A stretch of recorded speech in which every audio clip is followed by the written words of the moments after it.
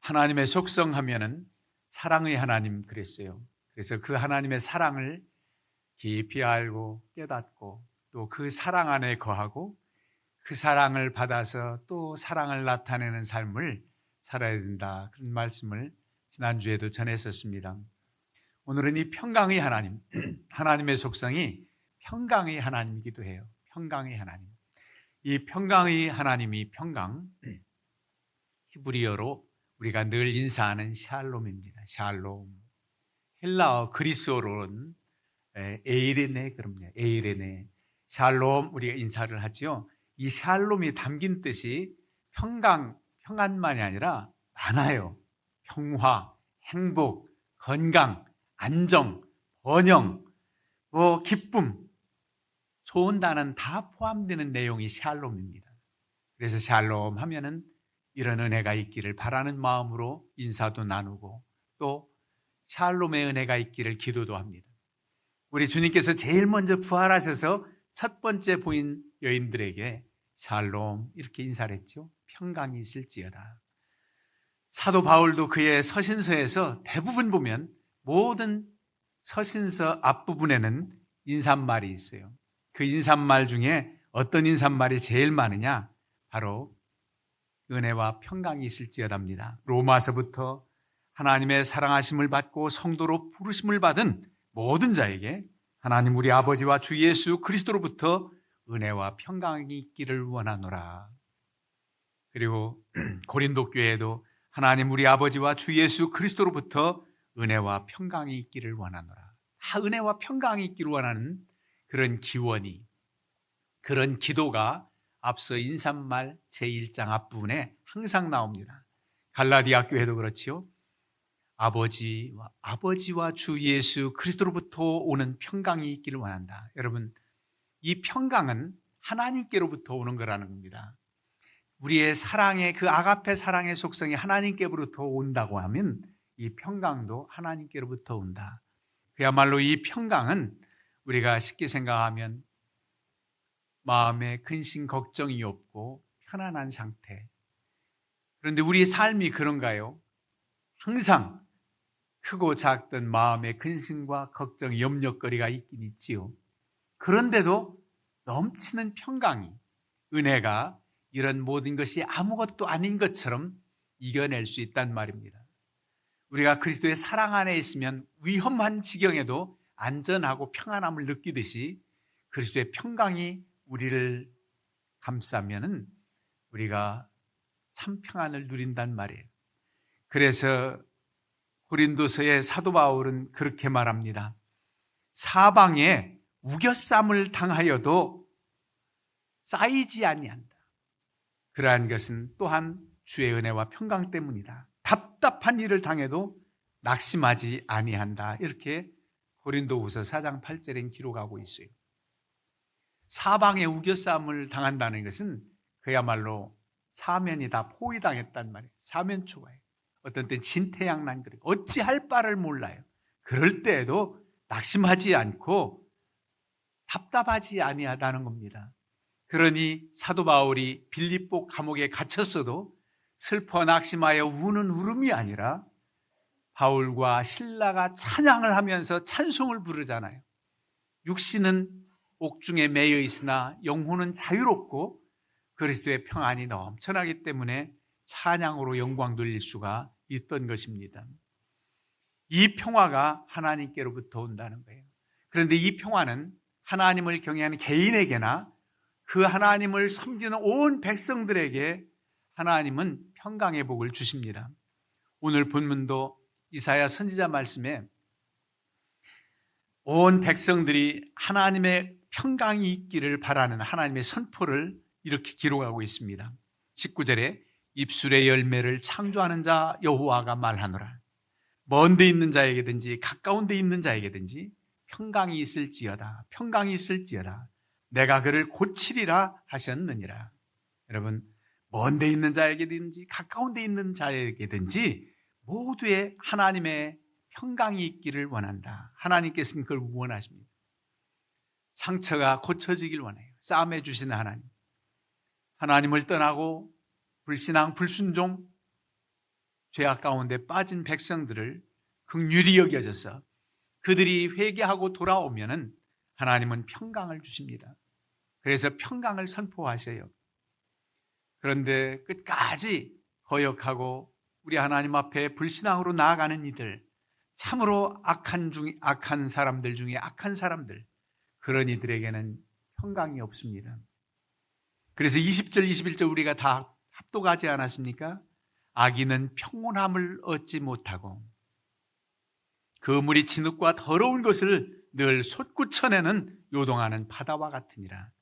하나님의 말씀에 악인에게는 평강이 없다 하셨느니라. 악인에게는 평강이 없다 하셨느니라. 그랬습니다.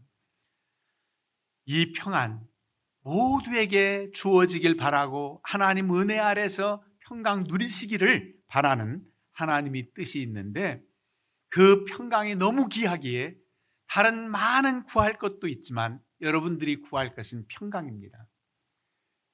근심과 걱정과 모든 염려할 것 없이 형통하면 평강한 게 아닌가? 그렇지 않습니다. 다 모든 것이 잘 된 것 같고 무사한 것 같고 걱정거리가 없는 것 같아도 마음의 불안감과 공허감, 이런 것들이 엄습할 땐 인간으로서는 도저히 어떻게 할 수가 없어요. 평안한 상태에서 주어지는 것, 염려 근심이 없는 상태에서 주어지는 평강을 믿는 자가 누린다면 하나님 앞에 감사할 일이고, 불안하여도 고난이 있어도 염려와 근심 걱정거리가 있어도 주어지는 하나님의 평강이 있다는 사실이에요. 그를 위해서 기도하라는 겁니다. 이를 위해서 기도해라. 그 문제가 해결되길 바라서 기도하지만 그 문제 가운데 아직 있고 해결되지 않은 우리의 근심거리가 있어도 주의 평안을 구해야 됩니다. 이 어려움 중에도 주님의 평안 가운데 들레지 않고 낙담하지 않게 하옵소서. 그런 기도가 필요해요. 그 기도하고 또 남을 위해서 여러분들이 기도해 줄 때도 그의 평강을 위해서 많이 기도해 주세요. 그 개인의 평강, 그 집안의 평강을 위해서 기도해 주셔야 됩니다. 예수님께서 제자들을 파송하시면서 그들에게 먼저 하나님 앞에 구하는 부탁을 했어요. 뭘 위해서 기도하느냐? 그 집 잘 살폈다가 자녀가 문제가 있으면 자녀 위해서 기도해라. 그 집에 어려움이 경제적인 것을 위해서 기도하라. 이렇게 하지 않고 그 집에 평안을 구해라 그랬습니다. 그 집에 문제가 해결되길 바라서 기도해 줘라가 아니라 일단 그 집에 주의 평안을 구해라. 평안이 있기를 구해라. 그런데 그 평안을 거부한다. 즉 제자들을 영접지도 않고 우리 주님을 거부하는 그들의 평안을 빌었어도 그 빈 평안이 그런 이들에게 임할 수가 없다는 겁니다. 그래도 낙심하지 말라는 거예요. 빌어준 평안은 너희에게로 온다는 거예요. 손해날 것 없다는 거예요. 그래서 평안을 위해서 기도해 주라는 겁니다. 그래서 우리는 더 나아가 이 모든 인류, 온 나라, 열방을 향해서 그리스도의 평안이 있기를 위해서 기도하는 건 마땅합니다. 우리 주님께서 이 땅에 오신 목적도 평강의 왕, 평화의 왕으로 오셨습니다. 하나님과 화목하여 평화를 누리고 온 인류가 하나님의 사랑 안에서 평화를 누리게 하시기 위해서 평화의 왕으로 오셨어요. 그래서 하나님과 우리 사이의 불목을 화평케 하신 샬롬의 주님으로 오셨지요. 그리고 우리 인간과 인간 사이에 평화를 이루기 위해서 오신 분이 우리 예수님이십니다. 그래서 그 예수님이 평화를 강조했고 이 평강을 위해서 기도하고 복을 빌라고 했습니다. 하나님을 경외하고 믿음으로 살아가는 이들은 하나님의 평강을 맛봅니다. 북이스라엘과 남방 유다가 나뉘어져서 북이스라엘은 대부분 선한 왕이 없어요. 하나님을 경외하는 왕이 드물어요. 거의 없어요. 그래도 남방 유다는 몇 명 됩니다. 남방 유다 왕 중에 여호사밧 하면 그래도 선한 왕으로 이렇게 손꼽습니다. 그 여호사밧이 하나님을 경외하면서 나갈 때 이렇게 기록하고 있어요. 역대하 20장 30절에 보면 여호사밧의 나라가 태평하였으니 이는 그의 하나님이 사방에서 그들에게 평강을 주셨습니다라. 여러분, 태평한 게 우리 국력이 대단해서 군사력이 대단해서 무서워서 쳐들어오지 못해가 아니라 하나님께서 사방을 막아주셨다는 거예요. 평강을 주셨다는 겁니다. 여호사밧 때 그랬다는 거예요. 그래서 평강을 위해서 기도하는 것, 평강을 주시는 분이 하나님이시라는 사실을 믿고 나갈 때 우리는 귀한 은혜를 입고, 여러분들이 누군가 날 위해 기도하네, 성령이 말할 수 없는 탄식으로 우리를 위해서 기도해 주시지만 서로를 위해서 중보기도 하는 가운데 주의 평강이 있기를 위하여 기도하는 것 귀하단 말이에요. 다윗이 사울에게 쫓겨서 혼자 몸 피신하기도 힘든데 억울한 사람 비류들이 그를 따르는 거예요. 그를 물리치지 않습니다. 그래서 그와 함께한 부하들이 400여 비류들, 400여 명이나 될 때, 나중엔 600여 명까지 그 많은 무리가 따를 때 그 하루 식사량만도 어떻게 다 충당했을까 싶지요. 한 번은 갈멜에서 아주 부유한 양을 치는 나발의 집에 소년 10명을 보냈습니다. 나발, 오늘 양털 깎는 날인데 가서 떡과 포도주를 얻어와라. 보냈습니다. 왜 그렇게 할 수 있었느냐면 다윗이 그 집이 평안히 양을 칠 수 있도록 해하지 않고 무력으로 빼앗거나 그러지 않고 또 지켜줬다는 겁니다. 그는 잘 모를지도 몰라요. 그런데 다윗이 그런 은혜를 끼쳤으니 가서 얻어와라. 보냈더니 당신들이 누구한테 내가 이런 떡을 주겠느냐고 문전박대했지요. 사실은 그 집에 가서 부탁할 때도 다윗이 이렇게 부탁하라고 했습니다. 그 집에 가거들랑은 그 집에게 평강을 위해서 선포하라는 겁니다. 너는 평강하라. 우선 나발 집안, 너는 평강하라. 그리고 내 집안도 평강하라. 내 집도 평강하라. 그리고 마지막으로 내 소유도 평강하라. 모든 소유도 평강하라. 여러분, 동물들까지 평화, 무사하고 평안한 것 귀한 일이지요. 사람이 잘못하면 피조물도 탄식합니다. 여러분, 소돔과 고모라성에 집안에 죄 없는 강아지, 고양이가 왜 없었겠어요? 불바다될 때 다 함께 멸망당할 수밖에 없었던 것. 인간의 죄 때문에 죄 없는 짐승들, 동물들, 가축까지도 죽음당할 수밖에 없는 피조물의 탄식을 한번 생각해 보세요. 하나님이 다 평강의 복을 주셔야지. 너 평강하라. 내 집도 평강하라. 내 소유도 평강하라. 이렇게 선포하고 얻어오라고 보냈습니다.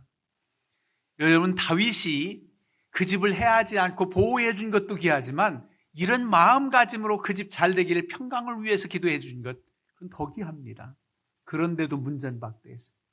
다윗이 얼마나 화가 나는지 그 집 그냥 내버려 두지 않겠다. 무기를 들고 나서는 판에 그래도 그의 아내, 그 유명한 아비가일이 지혜롭게 떡과 포도주를 다 준비해서 나귀에 싣고 다윗에 가서 엎드려 사죄하잖아요. 내 남편 나벨이 참, 이름도 참 무리식으로 생각하기도 나발, 이상하지만 좋지 않은 사람이니 용서해달라고 대신 사죄하는 거예요. 그래가지고 용서해 줬지요. 그게 바로 나발 얘기. 그 집에 평강이 있으라. 그렇게 복을 기원하는데도 받아들이지 않은 그런 완악한 사람들 얘기도 있었어요. 악인에게는 평강이 없도다. 악인은 평강이 없어요. 가장 큰 악이 하나님 앞에서는 불신앙이 됩니다. 하나님이 없다 하고 하나님을 저주하고 하나님을 욕되게 하는 것, 그것이 가장 큰 죄 중의 죄예요. 윤리적이고 법적인 것 잘못도 죄지만은 하나님 앞에 불신앙의 죄는 가장 큰 악이다.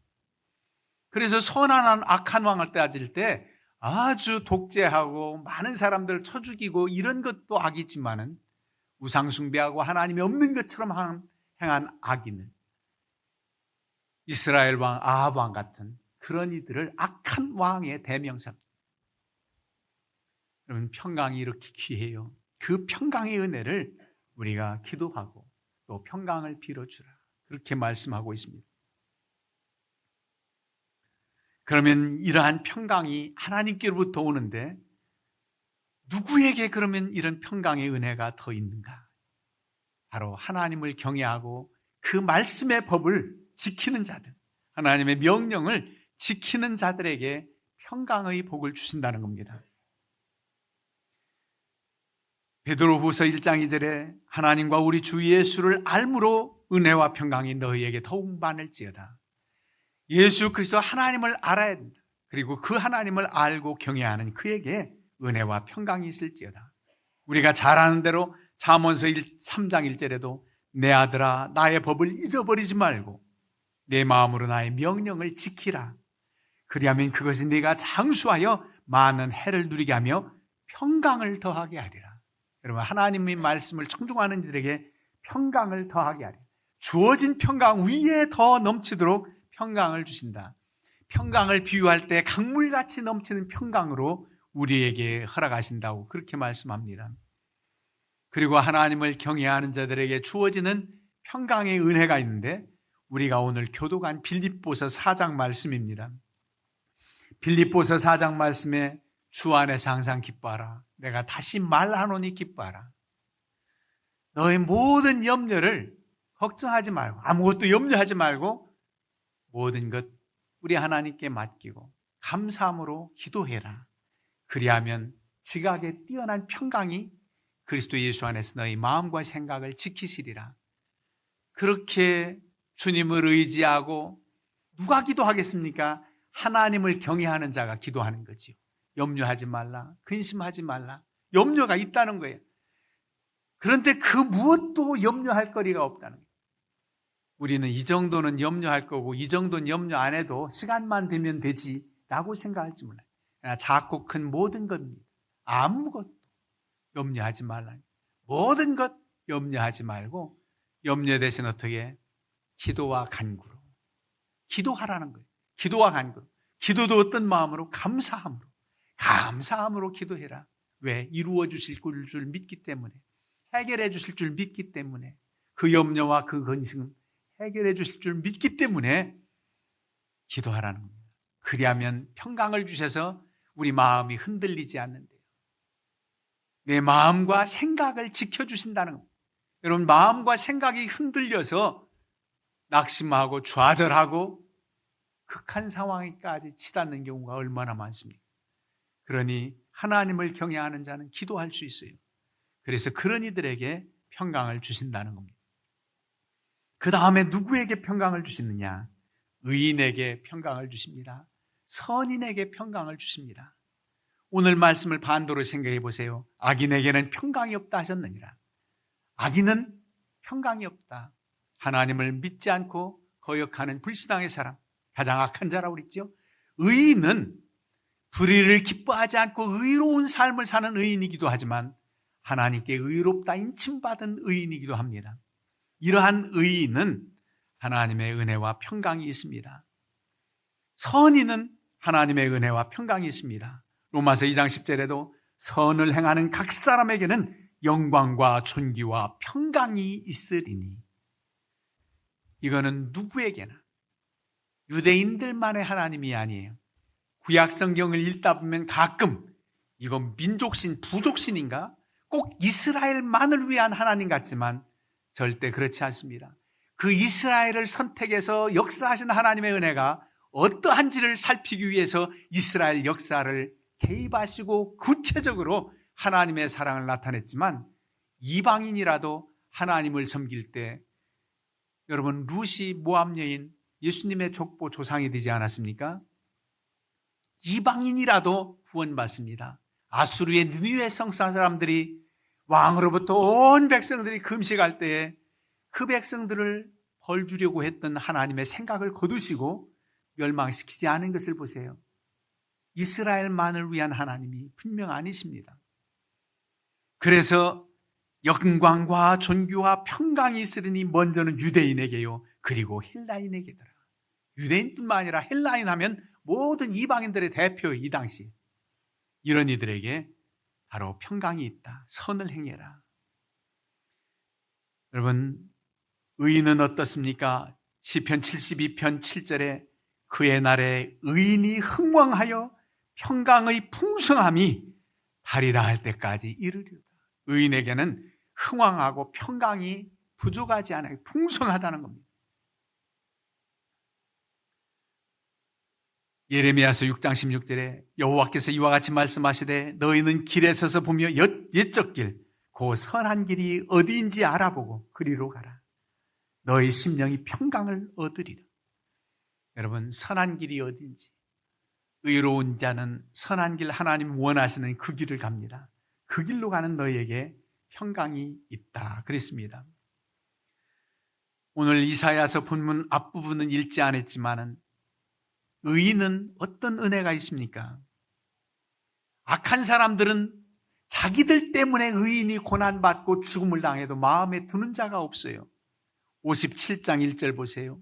의인이 죽을지라도 마음에 두는 자가 없고 진실한 이들이 거두어감을 당할지라도 깨닫는 자가 없도다. 오히려 악한 자를 남겨두시고 의로운 자를 먼저 부를 때가 있다니까요. 그래도 깨닫질 못해요. 의인은 먼저 불러도 하나님 품에 안기는 받는 복이 있죠. 천국 기업으로 받지요. 악인은 왜 그들이 먼저 심판당하지 않고 남겨두실까요? 하나님은 사랑이시라 그들 또한 회개하고 돌아오라고. 너희 때문에 의인이 죽임을 당하는 것까지도 내가 참는다. 너희도 회개하고 돌아오라. 이런 뜻이 있어요. 그런데도 의인들이 악한 자들 앞에 불려가도 깨닫는 자가 없다는 거예요. 그런데 보세요. 의인이 그렇게 죽음을 당해서 끝입니까? 구약 성경에는 천국에 대한 소망이 많지 않다 할지라도 분명하게 우리에게 말씀합니다. 2절, 그들은 평안에 들어갔나니 바른 길로 가는 자들은 그들의 침상에서 편히 쉬리라. 여러분, 주의 품 안에 들어갔다는 거예요. 하나님 품 안에 안김받았다는 거예요. 침상에서 편히 쉰다는 게 그냥 잠잔다는 게 아니에요. 죽었다는 거예요. 안식한다는 겁니다. 의인은 이러한 은혜와 복이 있다는 겁니다. 그래서 하나님을 경외하여 의롭게 살아가는 이들, 그런 이들에게 평강이 있단 말입니다.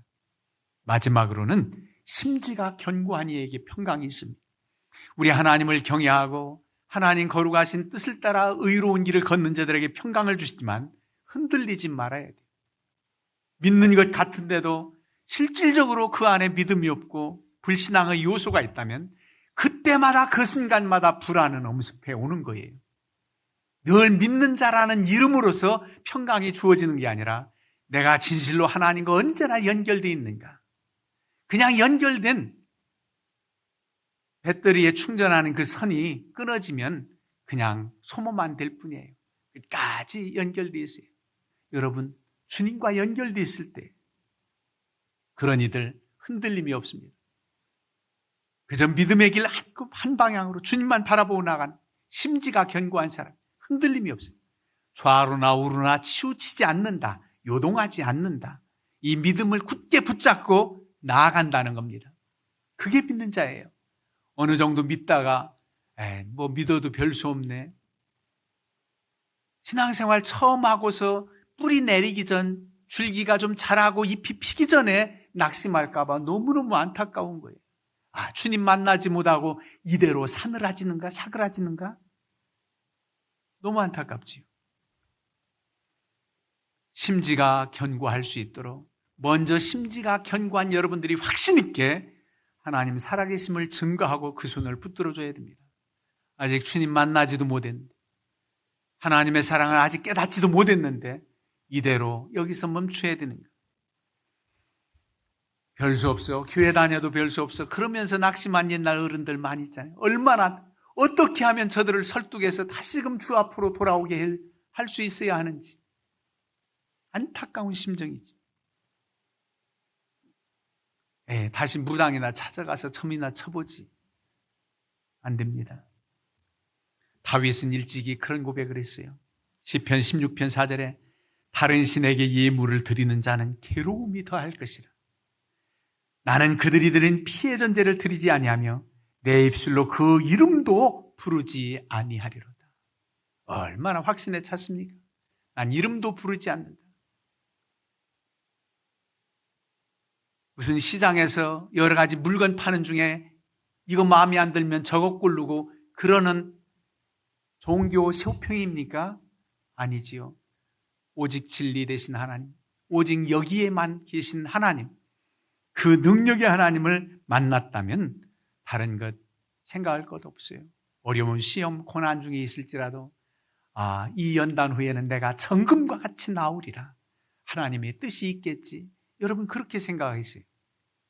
좋은 일들이 늘 우리와 함께하고 작은 일에도 주님의 숨결이 느껴지는 그런 은혜가 있을 때 이건 우연이 아니고 다 감사하다고 고백하는 것 큰 신앙입니다. 매사에 하루를 살면서도 이것도 하나님이 이렇게 하셨네요. 이것도 준비하셨네요. 여기서도 함께 하시네요. 이렇게 될 줄이야. 그러면서 감탄사가 연발하는 것 그건 마땅하고 너무 귀한 것, 그것도 귀하고 누구나 그래도 할 수 있어요. 그런데 왜 이렇지? 여기 이런 어려움이 있네. 그렇다고 하나님이 날 버렸나? 이러지 마세요. 그 시험을 통과해야 돼. 중첩 때도 하나님의 뜻이 있겠지. 하나님께서 분명 뜻이 있다는 것을 기억하면서 그 어려운 고난을 이긴다면 여러분들은 요동치 않는 그야말로 심지가 견고한 그런 하나님의 사람들로서 늘 평강의 은혜를 맛보게 되어 있습니다. 우리의 삶은 항상 평강의 은혜의 여건만은 아닐지라도 평강은 그 삶의 현장에서 언제나 주어지는 놀라운 은혜가 있다는 것을 믿으시기를 바랍니다.